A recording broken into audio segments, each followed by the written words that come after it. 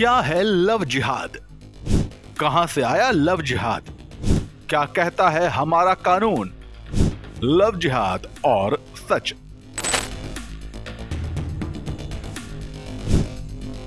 35 piece किया, एक ही लड़की को 35 टुकड़ा किया। शादी करने और 35 टुकड़ा कर दे, क्या हम सहन करेंगे बताओ?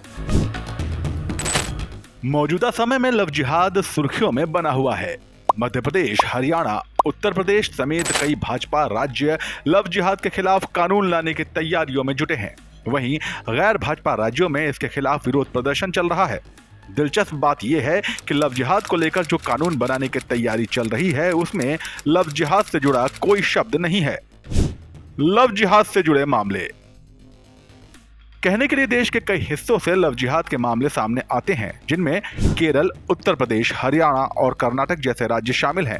लेकिन देश की किसी भी संस्था के पास लव जिहाद से जुड़े मामलों का आंकड़ा नहीं है। साथ ही साथ सरकार के पास भी लव जिहाद से जुड़ा कोई केस दर्ज नहीं हुआ है। कहां हुई शुरुआत? केंद्र सरकार ने खुद संसद में इस बात को माना है कि लव जिहाद के तहत कोई केस किसी एजेंसी ने दर्ज नहीं किया है। 10 साल पहले लव जिहाद शब्द का इस्तेमाल हुआ था, जब केरल कैथोलिक बिशप काउंसिल ने दावा किया था कि लगभग 4,500 लड़कियों को लव जिहाद का निशाना बनाया गया है। इसके अलावा हिंदू जन जागृति का भी आरोप था कि केरल में 30,000 लड़कियों का जबरन धर्म परिवर्तन किया गया है। क्यों आया चर्चा में लव जिहाद?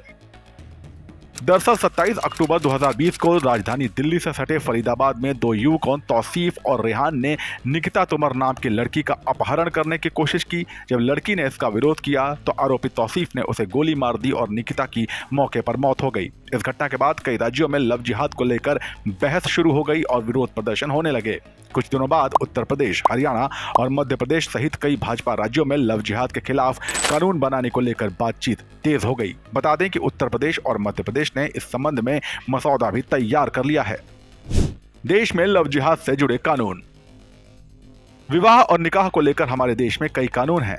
भारत में दो अलग अलग धर्म के लोग विशेष विवाह अधिनियम 1954, हिंदू धर्म के लोग हिंदू विवाह अधिनियम 1955 और मुस्लिम धर्मावलंबी मुस्लिम परंपराओं के मुताबिक शादी करते हैं।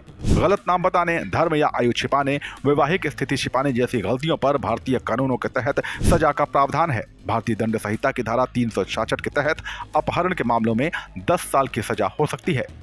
वैवाहिक मामलों में सामान्य तौर पर लड़की ही कानूनी कार्रवाई के लिए अधिकृत है, लेकिन सीआरपीसी की धारा 198 के तहत परिजन भी कार्रवाई की मांग कर सकते हैं। मध्य प्रदेश में लव जिहाद को लेकर जो कानून बनाने का प्रस्ताव था उसमें 5 साल की सजा का प्रावधान है। लव जिहाद पर आपकी क्या राय है, हमें कमेंट सेक्शन में बताइए और ऐसी ही दिलचस्प जानकारियों के लिए बने रहिए जनसत्ता के साथ। नमस्कार।